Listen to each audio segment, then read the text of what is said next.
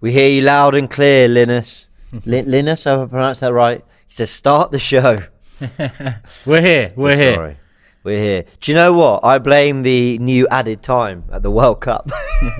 It happens. They are really pushing some of these new rules now. Yeah, I mean, I kind of like them.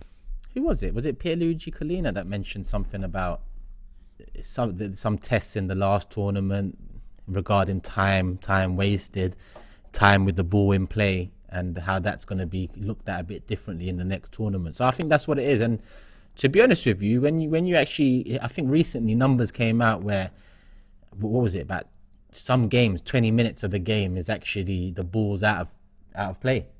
So I like that they're actually adding on the time. It promotes, less time wasting. It promotes more football. Yeah, no, I think so. I think there's a fine line between, if it becomes a regular thing that 10 to 15 minutes get added on, then that starts to feel a bit silly. And then I'd rather their way of addressing that were actually more stopping of the clock. So I don't think you need to stop the clock every time the ball goes out of play, but whenever there's an injury, maybe just stop it. Do you know what I mean? Like maybe, but I don't know. I think they're a lot more stringent on it, and for me it makes sense. Why not? Like I said, it promotes less time wasting, and I'm all for that. Yeah, all my ideas to reinvent football haven't particularly been enjoyed by the AFTV live show audience, but we do appreciate the nearly 1,000 of you here, so do hit the like button. I know we've barely given you a show, but we just know you're going to enjoy it, so hit the like button anyway. Come on. Subscribe to the AFTV if you haven't yet, because of course we're still covering everything, despite the World Cup being on, despite that really being at front and centre of all the news, which you can understand. And even today, when we were kind of looking, what kind of we could talk about today, what the news would be, this one came in very last minute. This was in the last hour, news coming out that former Arsenal scout Francis Cajagao, there was a lot of controversy around him actually leaving when he did, that Arsenal had looked at Bellingham, that was a player he really liked, and that they had tried to bring him to the club. We'll get the exact quotes, but very quickly, you were the one who stumbled across the news, so just kind of give me your thoughts. I'm happy to know they went for him. I just think at the time we went for him, even us Arsenal fans were looking at the side, the squad, where we was, and would cover our eyes. So let alone a player at his age, of his ilk, making his next move. It wasn't the best stomping ground. It wasn't the best platform at the time. Obviously, in hindsight, you look at where we are now, and it could have possibly been a great move for him.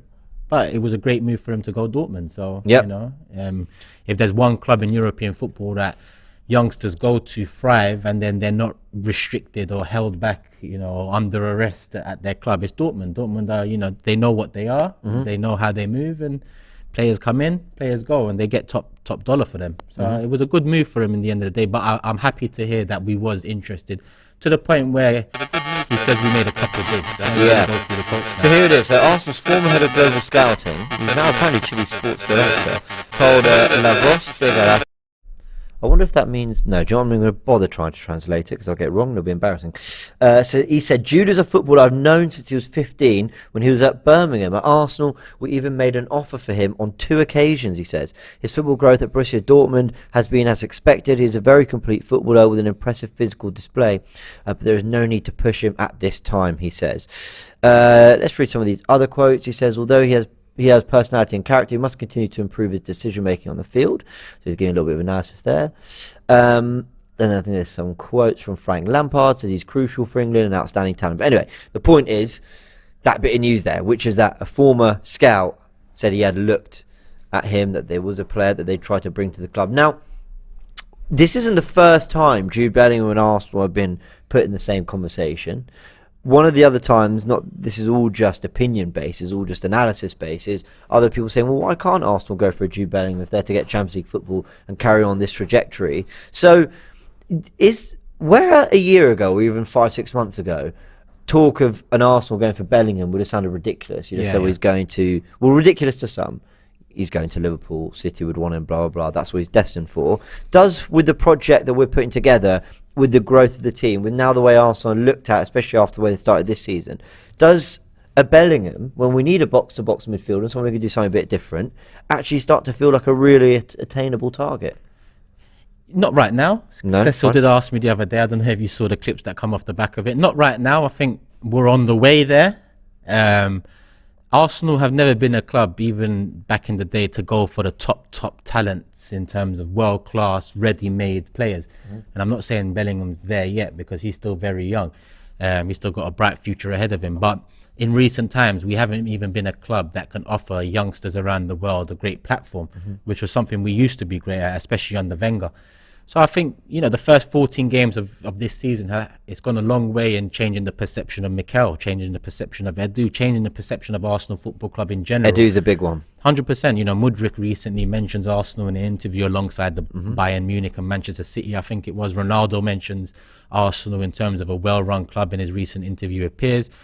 That's what I want to hear, Arsenal's name coming out the mouths of players, of the ilk of Ronaldo, of the talent of Mudryk, for example. So as much as, we've made inroads in these 14 games, it's about getting over the line. And I don't mean getting over the line in terms of a title. Yeah, you don't have to win the title to suddenly be taken seriously. Yeah, you just have to show something where a player like Bellingham or a player like Mudryk can look at the project, look at where Arsenal are and think, I can be the final piece or one of the final pieces to this puzzle. And if I am one of those final pieces and Arsenal are to get over the line after my acquisition, I could potentially be a legend at that club. This is a club now that we've been starved of legends for a long time. We've been starved of success, real success at the top level for a long time. So, it's about making us an attractive proposition to these players and make them believe that they can help us over the line. It's a massive platform that Arteta's building at the moment.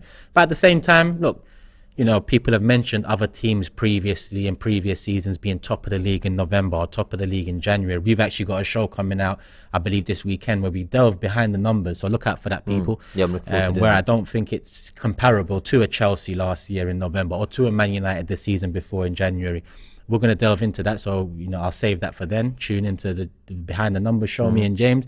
But I think, we're on the right path for sure. But Bellingham, his move from Dortmund's going to be to a club that's ready for challenging and more guaranteed success. There's a lot, I talk to Big Steve a lot, ex-Big Six original member, but he's still about. And he says that he's pretty confident that Bellingham will get over the line for City. And the only competition to City in the past 6 to 12 months for Bellingham's signature, it was Liverpool. Yeah. And you look at the way Liverpool have started the season, they're a bit under the, cosh at the moment. So at this moment in time, it looks like plain sailing for Manchester City to get the job done in that department. And you look at their midfield as well. Sorry, we've got Robbie having the dance in the background. That's all right, Robbie. You said this about Ronaldo? No, we did, yeah. We're definitely going to talk Ronaldo in a bit. Would you have an Arsenal? No. Would you? Would you? Nah. No, good. He'd have to change his mentality. I mentioned it the other day. Sorry, Robbie's asking us about Ronaldo. He'd have to change his mentality. Come in. Come say hi to the viewers.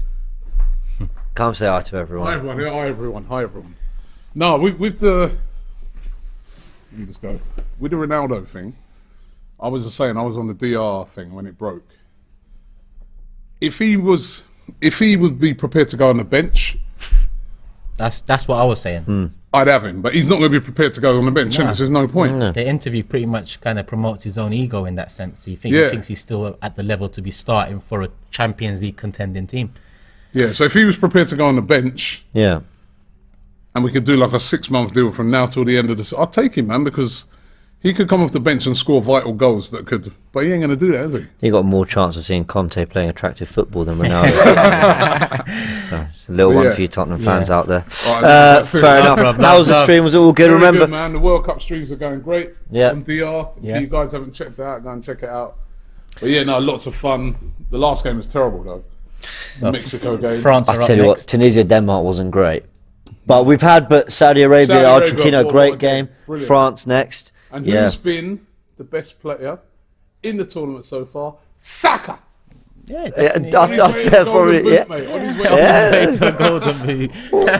Enner Valencia, but it's a toss up. All right, guys, go check out DR Sports. They are doing a watch along to every single game, so don't miss a beat with the World Cup. It's all there, and of course, it's not just the watch alongs. Flex, AGT with DR are covering everything as well from out there in Qatar. Some of the videos have come out, people they've spoken to, the fans they've met. Incredible. So go check out all that content as well. But of course, we're talking about this Bellingham stuff. I'm gonna take a slightly different angle on this, okay? Because Bellingham's not going to be available till maybe the summer. He's not going to get January. He's not going to move in January. That would feel strange. So we're talking about a summer move. The one thing I think Arsenal have been doing, and some people say it's good PR and all that, and I do get that. I think the one thing Arsenal have actually been quietly doing really, really well is changing their brand and image in the way... I'm going to give lots of really small examples, which might sound silly, but I think they equate, when you add them together, to like a big thing. Little things like, I don't know, the Highlanders being kind of at the forefront. Saka wearing 7, Smith Rowe wearing 10. Martinelli, wearing 11. A player like Jesus being your kind of star signing, someone who's won Premier Leagues, but is incredibly likeable character. The fact that we've got a young team, the fact we've got a young manager who carries himself very well, makes bold decisions. Even little things like the Adidas partnership. I know we all joke about the releasing of merch, but bringing back retro 80s kits that people have loved, the really cool ads they've done around that. You've got things like the Arsenal supporting supporters. I think that's been a massive thing for showing love and care to the community. The fact that they've put Josh Kroenke more at the front rather than Stan, and Josh feels more relatable if either of them are. I think he definitely does more than Stan. You've got things like, this wouldn't have been an Arsenal thing, but even like Drake posing with an Arsenal shirt, or 21 Savage mentioning them in his... But these little things, I think, are things that, like, where Arsenal was seen as a bit of a joke maybe a couple of years ago, they start to be seen as a bit of a trend. Like the young team, the exciting team, the team that are winning, the team that are leading. And yes, it's all about results ultimately, but now the Emirates is loud and is a fortress. We have our song. We've got the Ashburton Army. We've got all these things. Like, I've just listed, 10 things there that I think are all changing the perception around Arsenal. And I think when I see Bellingham and Saka celebrating together the way they did for, I think, Saka's first goal, you start to think, maybe a Bellingham will look at this as something he wants to be a part of, whereas a year or two ago that you wouldn't have said that. Yeah, I'll be the first to hold my hands up and say I didn't see the vision not so long ago. But when you look at where we are now and everything you've mentioned, in particular the young players, the Highlanders, when you look at how Man United have conducted business, Chelsea have conducted business over the years, throwing money at it doesn't necessarily work. No. There has to be a plan. There has to be something there, because throwing money at it can end up actually deterring people like a Frankie de Jong for Man United. And, maybe even Chelsea this year, look at the amount they've spent on a Sterling and a Aubameyang and a few other players. Whereas we, under the radar, have kind of cleared the deck and promoted the youth. And because Arteta's, in my opinion, overachieving with this team now, it's an attractive proposition to young players around the world. But like I mentioned, with the world-class level talent, it's also attractive to them, especially if we make Champions League, because Arsenal have been starved for so long in terms of real challenging top-flight success and top-level success, that a world-class player in his prime might look over and say, that's a very good crop of young players there. If I come in, I can lead them over the line. And that's a massive thing. And in my opinion, that kind of separates the elites from the players that just go anywhere for a quick buck. The elites really want to look back at their career and have success, not look back at their career and say, I made 350k a week there, I made 500k a week there. Most footballers, especially in the top flight, they make a hell of a lot of money. But that elite level mentality, when elite players, I wanted Gnabry in the summer, but I know it was a pipe dream, because I know that without Champions League football, the only thing I was hanging on to was him saying if he ever came back to the Premier League, it'd be to Arsenal. But I also knew this Arsenal is not the Arsenal that I'd expect the Gnabry at his stage, at his age, to come into. However, moving on to next summer, I know Gnabry signed a contract, so forget him now because he's tied down. I'm looking at players like that, 26, 27, 28, in their prime, that can come in and aid. Because look, Jesus and Zinchenko, they're still young in footballing terms, but they've come in and upped the standards, upped the levels, upped the leadership. Recently Zinchenko's come out and said, it's not about top four. We need to get the top four business out of our heads. And off the back of that, Martinelli recently has mentioned similar, I think in his first interview prior to the World Cup starting. I think he did, yeah, you're right. There's some great quotes. We need to stop this top four mentality and, start talking about titles and challenging and stuff like that. So imagine two 25-year-olds have come in and done that, let alone a 27, 28-year-old who we potentially get next summer Yeah. coming in. I think they've, listen, like I said, during this process, I've doubted it many times. Yeah, but I've I've also doubted it. seen things here and there that I've given Arteta due praise for. Yeah. This season, I'm fully on board. You know, I trust them to do what they need to do in January. If they don't, you know where I'm looking, and I trust them to do it in the summer as well. I'm with you. I trust them. John says, what matters is where Arsenal finish, James, and whether they're in the Champions League. Everything you're talking about is meaningless. If Arteta finishes 5th again, nothing has changed. But, you know, John, it's an interesting point, because ultimately that's what it will always come down to. Always come down to results at the end. But when things are going right, and you want to understand why they're going right, then things like Liverpool celebrating a 97th minute equaliser against West Brom in a 2-2 draw at Anfield suddenly gets looked back on as that was one of the moments where you started planting the seeds and starting to change that mentality and starting to change the appreciation and connection with your supporters, and those little things that are ridiculed. Now, ultimately, if Klopp and Liverpool didn't have success, they'll look back at that. What the hell was that? But when they go right, then they're seen as impressive little tweaks and little things that have contributed to an overall culture change. Yeah, I mean, last season I mentioned a few times how we're quicker to bounce back from defeats than previous seasons. There was a couple of patches last season where we dropped points in consecutive games. But if you compare last season to seasons before and how quick we've managed to bounce back and pick up a win after a poor performance, that started last season. It's just that there wasn't enough of it, and there was too many bad performances that led to, not making top 4 and ending up 5th. This season, however, poor result against Man United, bounced straight back. I think it was Brentford away 3-0. Poor performances against Leeds and Southampton, but we still pick up 4 points, and then we're going to smash Nottingham Forest 5-0. And that Southampton one could have shaken us a bit, and then the next 2 away games are 2 clean sheets, 3 goals, and wins at Stamford Bridge and Molineux. You're thinking, fair enough. I got to say, I do miss the team. Luke says, big up James in Turkish, always my favourite presenter. Well, which one? Love to Luke. Always a big supporter of the channel. Always good to catch up with him as well. And the Longhorn says Turkish is right. The players have upped their expectations, now up yours. And there's a balance to it. I mean, I mentioned it to you before. I mentioned it to Harvey before. There's a balance, because I try and be balanced. And over the years, people will remember all the negative stuff I've said. They'll dismiss that. I've actually praised Arteta over the years. But what I mean by balance moving forward is, yes, it seems like we're in a great place. Yes, we can win the league. But if we do fall off at some point, let's remember where we thought we'd be, what we expected, and not use it as a battering ram on Mikel or Edu. And this is me trying to protect them. Because it's the truth. What a turnaround. Because now if I now go, listen, we should win the league. We're Arsenal. I'd be a bit deluded, because yes, we are Arsenal, and yes, Arsenal should be competing for leagues, but we've been so far off in the last 3, 5, 10 years that putting all our eggs in that basket will only leave us frustrated come the end if we don't get over the line, which is still highly likely when you look at how many games have been played.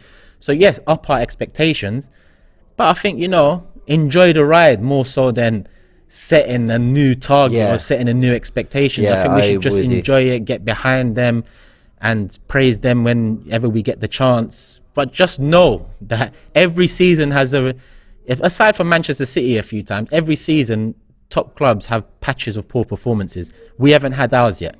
Now, obviously, Manchester City have been I'd argue they sort of, by their standards, sort of had one. Not great against Fulham, but got over the line. Lost to Brentford. Their results before that hadn't been great, so maybe the World Cup will do them a favour. But it's true.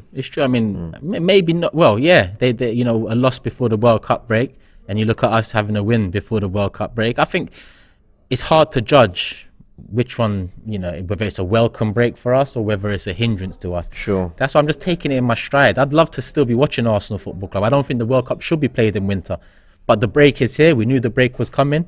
None of us thought we'd be first going into that break. So I'm not going to turn around and say, start moaning, it's a hindrance. I wish. No, because football can change. Football can change week in, week out. Just because we won our last couple games, or we ended the mid-season strong, doesn't mean that was going to continue for sure. So maybe a little step back, a break. Look how Saka started the tournament, 2 goals on fire, being lauded. I hope the same for Saliba. I hope the same for Martinelli. Obviously, France and Brazil are still to come up. Hopefully that puts us in a better position, because look how close Saka was to success with England last year, and look at the improvements he made last That's year. a good point. Yeah. Martinelli the same. He's gone to Brazil. He's already mentioned in top four. Forget all of that. It's about challenging for titles.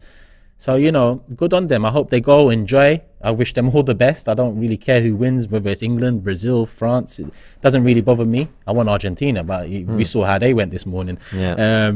I just want them back, fit, raring to go, and understanding that hard work has been done to get us here. Harder work will need to be done to get us where we need to be in May. Yeah. Mr. A says, just seen the Fox 5 interview Turkish. Well done, lads. Really proud of you. Big up to the Big Six. Hashtag love for love. That's really sweet. It's mad. Quickly tell them about that, actually, because that was, a big deal. Yeah, I mean, Fox, big up Dan Bones on that one. Dan Bones, one of the presenters on Fox 5 New York. He shouted me on Instagram. He said he's a massive fan of the show and he wants to do something with us, and with the World Cup approaching, that kind of, fitted him well. We done a little interview / preview of the World Cup, USA England in particular, and it got released this morning. It's on YouTube, so if you search Fox 5 New York, you'll see that on YouTube. It's on my Instagram, it's on the Big Six Instagram, it's on the Twitter. We've been promoting the hell out of it because it's just mad. It's mad to just be on an American news channel of that stature. It's a massive news channel. So that's huge. Big up Dan Bones, big up Fox 5, and it's just massive well done humbling. to you and everyone at the Big Six. Honestly, that's class. Grumpy Doctor says, big up Sky Sports James, giving an opportunity to Turkish. Trust me, from Fox 5 New York to AFTV Live London, here we are, from Dan Bones to James Bayliss. Lee Jacob says, Tielemans, Danilo, Mudryk and Smith Rowe coming back. Then we can really believe, guys, this season we have shown not to repeat mistakes. Let's continue that trend with January transfer window. Thoughts? Well, Lee, my thing about this January window is I really wholeheartedly believe that they're going to try everything they can to strengthen. But that doesn't mean that I'm absolutely convinced they're going to go and bring someone in, because I think Arteta's showed he's not willing to compromise really. I think there are certain areas where I think if we hadn't got Jesus, I think he would have got someone else, because you can't go completely strikerless. But at the same time, he might see Vieira, Elneny, Lokonga as backup to Odegaard, Partey, Xhaka, and he might think, we'll only add a midfielder if we definitely know that they're going to be the one I want and they're going to play the role I need, blah, blah. If not, then they're going to have to do. I think that's how they've kind of viewed it. So I get what he's saying, but I just don't think we're going to force anything in January, which is why maybe a couple shows ago I said 2 signings, but the more I think about it, the more it would be kind of one that is absolutely what they're looking for. I don't expect much from this owner, as people know, but I'm willing to have my my perception of them change, because they're still here. They've got over the Super League hump. We're in a good place. Arteta and Edu have pretty much said over to you guys, and I agree with you. I think Arteta's very particular with who he wants and the type of profile. But at the same time, these opportunities don't come often. And nothing is guaranteed next season. Nothing is guaranteed in 3 seasons. We're top of the league. Heading into January, we'll be at worst second, a point off top. So as much as, there's a profile, you don't want to panic and rush. At the same time, I think a few extra quid can get the player you want over the line in January. So yes, you might have to overpay, because who wants to let go of a quality player in January? Look at Shakhtar, for example. Apparently it was 60 to 80 mil. Then it's quoted to be 100 mil. Because losing someone halfway through, the team know that Arsenal, they want him now. They want him for now, for this season. So they can hold out for an extra 20 mil. If that club is serious, then they'll do it.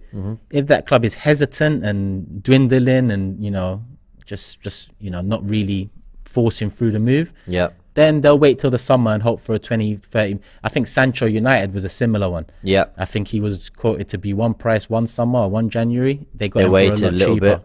A lot cheaper the next year. So I get it, but I just think these chances don't come around often. So I'd love Arsenal to at least bring in one.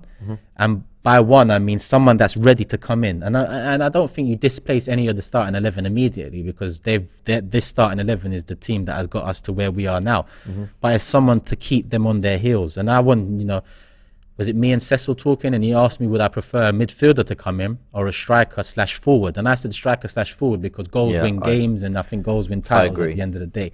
So I think if you have a player coming in January that can get you 10 goals or 10, 15 goal contributions, and you're top, or if not top second, you are going to be in a great position come end. It still might not get you over the line because you're dealing with Manchester City, and they're not used to spending big in January. Well, off the top of my head, I don't really remember any big spends from City in January, but they have the resources to. Yeah. So if they're wary, if they're wondering about Arsenal, how serious we are, they might actually go out and do business. So we've got to keep on our toes and not rest on our laurels. I don't want another season in May where I look back like I did this May and say January cost us top four. I don't want to be here next May and say January cost us, the league, because I'd rather we try and fail than not try at all. Yeah, I agree with you. I completely agree.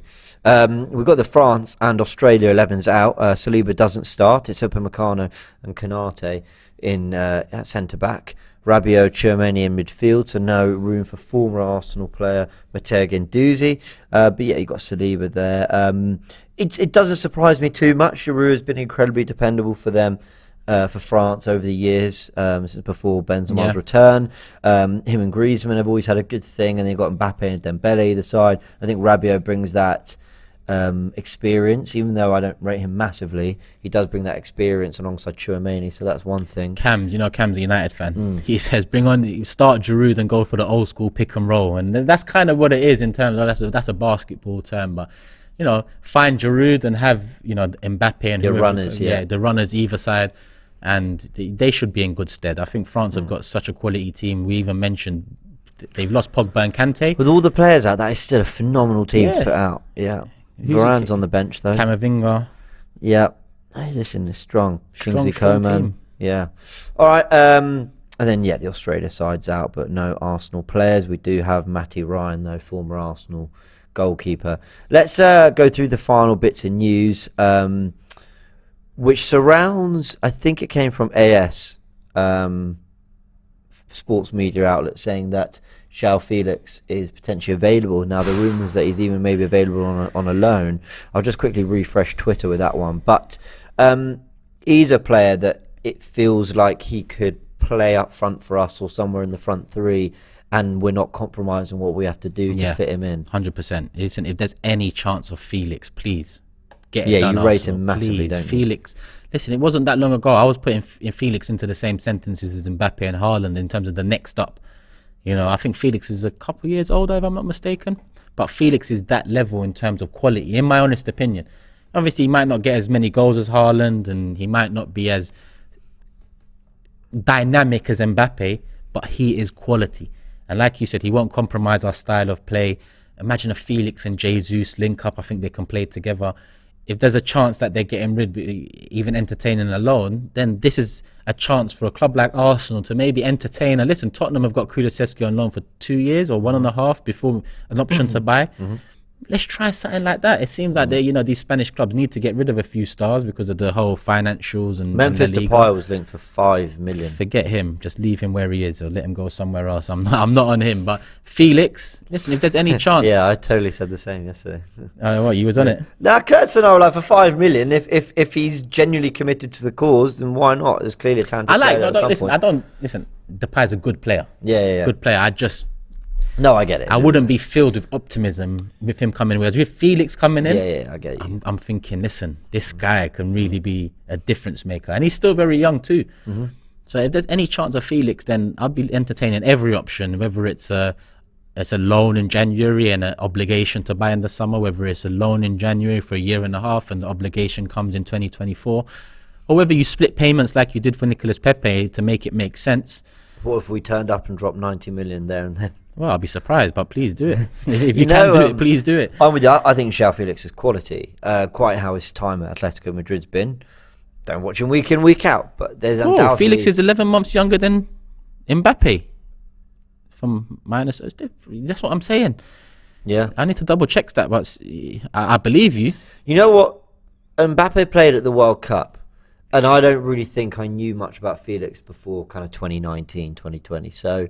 I guess that makes a little bit of sense, yeah. He's 23 now. He just turned 23 in November. And who, Felix? Yeah, and Mbappe turns 24 in December. Yeah, look, Felix is in and around, that age group. And in terms of quality and talent, I know we haven't seen it at Atletico, but you got to understand Atletico are a real system team. And It's not a system that will bring you much entertainment. It's a very rigid system, and I also think it would have made him a better player. So the next club that gets Felix, that allows him to express his freedom a bit more, will benefit from his time with Simeone, because he'll have those rough edges as well.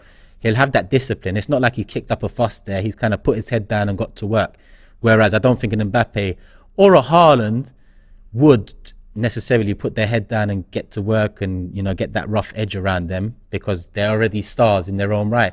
Felix is not a star within his own right, but he can become a star. So I think he's very close to those two in terms of the next 8 years. They're going to be top level footballers. So if there's a chance, please, Arsenal, Felix will be perfect. Dave Jordan says Joao Felix offers us nothing we don't already have. He's a floating 9, and with half the physicality than Jesus, he won't start for us, in my opinion. He'd be the best finisher we have. Is he a great finisher? He is a great finisher. Joao Felix, for me, is that kind of like that false 9, but like what the false 9 is in terms of, you know, Jesus kind of is a false 9, but I can see him being a 9 that is meant to poach and score goals. He's just not really done that side of the game particularly well recently. He's been doing everything else immensely, where Joao Felix doesn't strike me as a 9, because I think his skill set is more in the playmaking, the linking up and all that. If I'm making any sense here at all. No, he's got that quality for sure, but get him on the end of things and he can finish. He can finish emphatically. He can just, you know, tap it into the back of the net. It depends what you ask of him. Who was he at before Atletico? Was it Benfica? It was Benfica. I believe, yeah.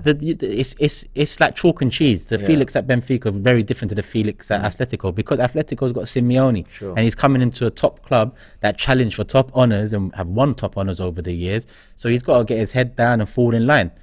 But again, if he gets the opportunity to express himself a bit more, be a bit more free in his, you know, style of play and his positions on the pitch, then I expect to see a bit of the old Felix mixed with the new Felix, which I think could result in a better player. I don't know, but I just know he has quality, and I know he can put the ball in the back of the net, and I know he can play with Jesus, Martinelli, Saka, Odegaard, all of them. So if there's a chance, you go and do it. Grumpy Doctor says, James, I thought you were going to do an AFTV live scouting in this World Cup. Come on.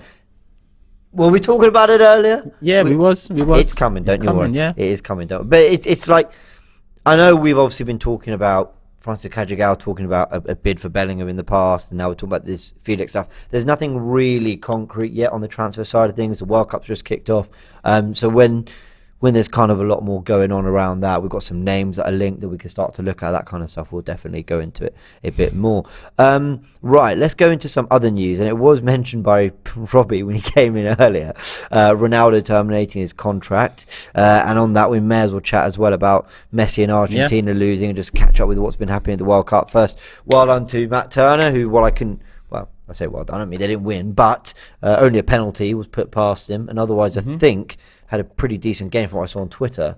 Anyone who watched the USA-Wales game, let us know how Matt Turner did. But they picked up a point in their first game. Saka started brilliantly, so World Cup's very much happening. Saliba in 20 minutes will be part of the France squad that's going out and playing tonight against Australia. And we'll keep an eye on the others, but we've seen Messi and Argentina struggle today against Saudi Arabia. In the first half, I thought if they could just stay on side, they'd be 5-0 up. Martinez, then became a complete struggle to get over the line, and then they didn't. And Saudi Arabia, with some brilliant goals, got the win. And while this is all going on, God forbid we talk about the World Cup, Cristiano Ronaldo terminates his contract at Man United. It felt like that was only ever going one way, to be honest. As soon as that interview leaked in terms of the clips on Twitter on the Sunday before the interviews, I knew this is only headed to either a mutual termination or him getting sacked from the club, because he's breaking, I think, contractual obligations or whatever it is. So it is what it is. It's happened now. You know, he's free to play with Portugal and then decide on his next move. But, you know, regarding the Messi stuff, I'm kind of upset for him, man. It's only the first game. I still expect them to go through, but it's not the best way to start a tournament. And now the pressure's on him. The pressure's on him. Especially the last couple of World Cups they've had. I know they got to the final. Was 2014, but 2018 battered by France, and actually I think 2010 I don't think went brilliantly for them either, and I think I don't know, with Argentina, I feel like I'm waiting for them to explode and be. I know they won the Copa America. I know that there's really talented players there. And I was saying that I think Messi and Argentina will do it this year. It's one game. They can turn it around. Yeah. But you wonder whether the confidence might be knocked or the doubt creeps in. Yeah, I mean, growing up, I've referenced the 98 World Cup and 2002 World Cups many times, but it's not just those World Cups. I think football's changed a lot. I think when I was growing up, World Cup was the pinnacle. And I'm sure a lot of us still think it is the pinnacle. I still think it is the pinnacle. A lot of people will say Champions League now.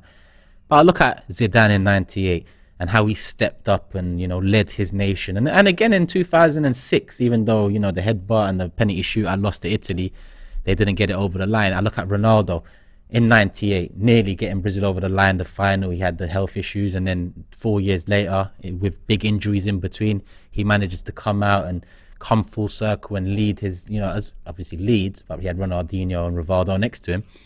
I just think Messi hasn't shown that yet. Ronaldo hasn't really shown that yet. And there's very few players anymore that have really stepped it up in terms of the World Cup. And I mean, even I look at Mbappe, I think Mbappe is probably the closest to them in terms of someone I see not only doing it at club level, but doing it at international level too. Then people might say it's France, it's not Argentina. But Argentina and Brazil and other nations are top nations of history as well.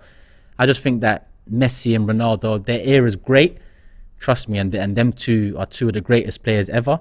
But I prefer the era just before. I just felt there was more to it. And even though I want Messi to get one over the line this tournament, I don't think it's going to happen. I want Argentina to win it. I predicted they will win it more through hope than belief. Yeah, I hear you. But I just don't see it happening.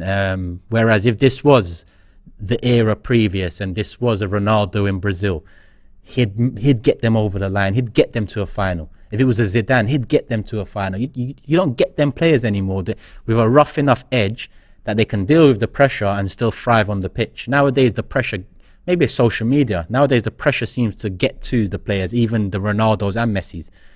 So I don't know. I don't know. Well, lots of comments coming in. Jules saying that the Copa America ain't it. That's not enough. Dave Jordan says that Messi was player of the tournament in 2014, by the way. He was, but you cannot compare Messi's 2014 to Ronaldo's 2002 or Zidane's 98 or Zidane's 2006. I just think it's just they was different class when they came to play for their countries, and that's saying something because they was different class for their clubs, Yeah. But I just think that this era, the players just don't seem to take the international tournaments as serious as previous. Miner says Turner was solid in the USA-Wales match. Good. Turner played a fantastic game. Definitely a good backup, says Camo. Okay, good. Glad he did well. It was a great penalty to someone as well. Yeah, it was actually.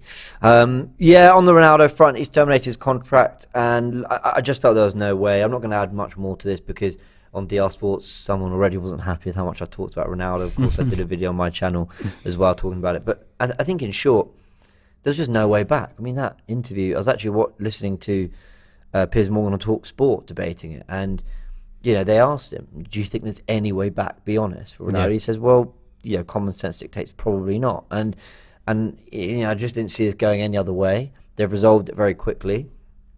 But, I mean, it's not a great... Whether he's right or wrong, by the way, whether he's got a point or not or whatever, I'm not going to indulge in all that again. It's just not a nice way for it to end at all. And at least the relief for maybe some Man United fans and Man United as a club is it's just done with now. It's dealt with. He'll pick up his stuff from Carrington or whatever after the World Cup, and he's free to sign with whoever he wants in January. I mean, that's quite mad that someone can now go and pick up Cristiano Ronaldo on a free transfer. Like he's there, crazy. He's available. Yeah. Where do you think he goes? It's hard to say, man. I've got a feeling it could be Real Madrid again, He's going to have to, lower down his ego a little bit, in my opinion. How bad is the Benzema injury? Comments. So maybe, but I think the next club that get him are looking more for shirt sales and exposure than they would be looking for him to do something at the team, because I don't think that Ronaldo's there anymore. Chelsea? Well, they was linked in the summer. If they was to get him, I think they'd be stupid considering the situation they're in. They need a bit of a reset. they like we just mentioned with Chelsea and United, throwing money at the situation hasn't really helped them over the years. So I think this would just be another case of threw money at it, put Ronaldo in.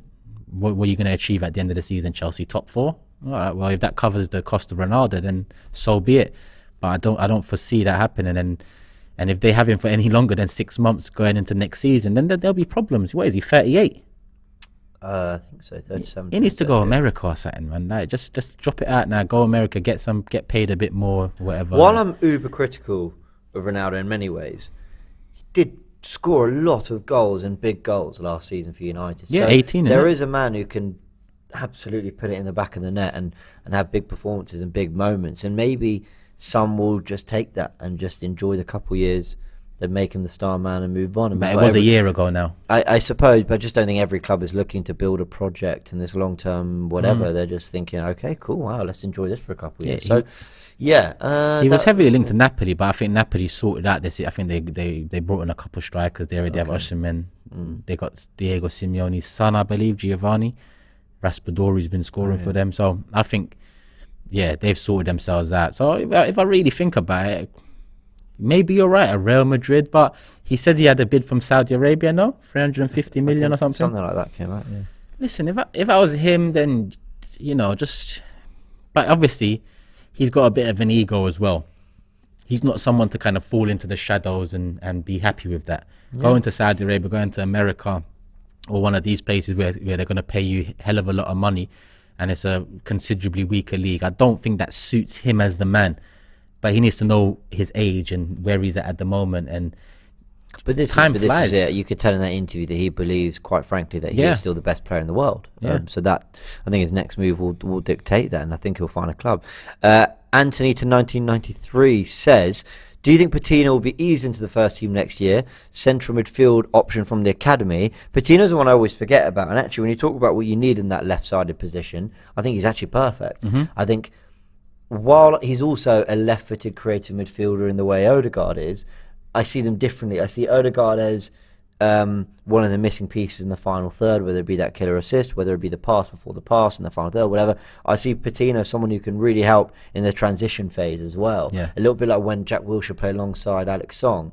Now, I haven't watched a lot of Patino, so I might change my mind on that. Foden evolved into more of a wide player. So you never really know at such a young age where these players are going to end up. But Patino is definitely one who you think could definitely do something, as an 8 next to Partey, or as a 3 with Odegaard as well. So I think so as well. I mean, I think me and you had a conversation a few weeks ago in regards to next season and who we would like to see given opportunities in the 8, Patino or Lokonga. Because it's all good and well people saying, loan Lokonga. Listen, he's 23, 24 years of age. Like, loaning a man out at that age, you're more or less done. Next season, I want to see Patino given chances. Sure. So, in terms of Lokonga, I think it's time to say goodbye come next summer. I'm not quite there yet. But then what are we going to do? Xhaka, Patino, I know, I get it. Don't ask me why. And I know the comment section will come for me because you're all No, they savages. might come for me, negative and all that. They'll come for me. I can't shake this feeling that there's still a player in Lokonga, and for whatever reason, we've just not got out. Whether it's he doesn't actually deal with instructions as we thought, and we know that everything is very meticulous under Arteta and planned, whether it's that he's lacking confidence, whether it's that he needs 3-4 games in a row before he gets up to speed, I don't know. But for whatever reason, I just feel like I've seen enough in terms of moments, whether it be passes he's pulled off, players he's dribbled past, beating the press at times, that makes me think there is something there. And if we can just hone in to get more consistency, but you see, when you started that bit off with I've seen enough, that's where I'd stop and put a full stop. Whereas you continued it. Listen, it is what it is. I just see Patino as the next one to be given a chance. He's in that position as well. 3 players, when you look at how good Jack has been this season, and he seems to be not long term because he's 30 years of age now. He's still got a few years ahead of him. I just think that Patino should be the backup come next year. It's why I still like the idea of Tielemans, because he's a right-footed central midfielder. I think the one thing we lack a little bit in terms of Odegaard and Vieira as options is that they are naturally going to come inside to their left foot all the time. And the one thing I've really enjoyed watching is De Bruyne is the master of it, but players like Maddison and Eriksen, when they get onto that outside of their central midfield role and they just whip the ball in. Yeah. it's such a weapon that we're seeing used more and more.